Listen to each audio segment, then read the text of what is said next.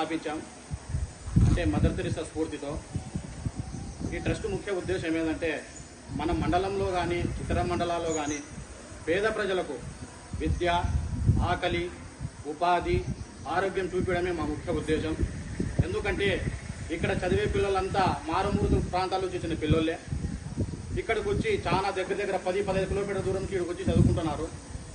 మొన్న మేము ప్రతి ఒక్క నెల మన గవర్నమెంట్ హాస్పిటల్లో గర్భవతులకు చెక్ చేసుకోవడం రావడం జరుగుతుంది.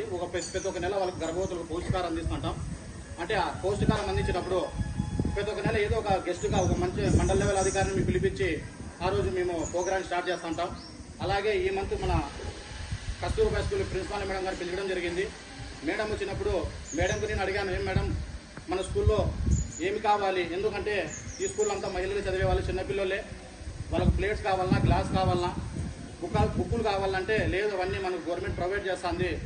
మా స్కూల్లో టాయిలెట్ పోయేకి డబ్బులు కావాలి సార్ అని చెప్పింది. సరే మేడం నీకు ఖచ్చితంగా తీపిస్తాను, ఈ మంత్ లేదా రేపు మంత్ ప్రోగ్రామ్ పెట్టుకుందాం అనుకున్నాం.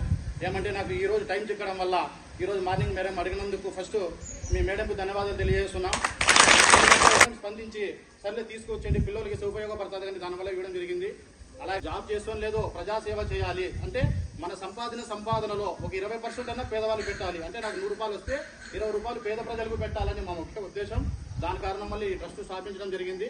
అలాగే స్థాయిలో ఎదగాలని మాకు కోరుకుంటూ, అలాగే మీకు ఏ సమస్యలు ఉన్నా కూడా మా ట్రస్ట్ ద్వారా మాకు తెలియజేయండి. మీ గ్రామీణ ప్రాంతాల్లో ఏమైనా సమస్యలు ఉన్నా కానీ మా ట్రస్ట్ తెలియజేయండి, మేము వెంటనే మేము సంధిస్తామని మీ ద్వారా మీ టీచర్లకు కూడా తెలియజేస్తున్నాం.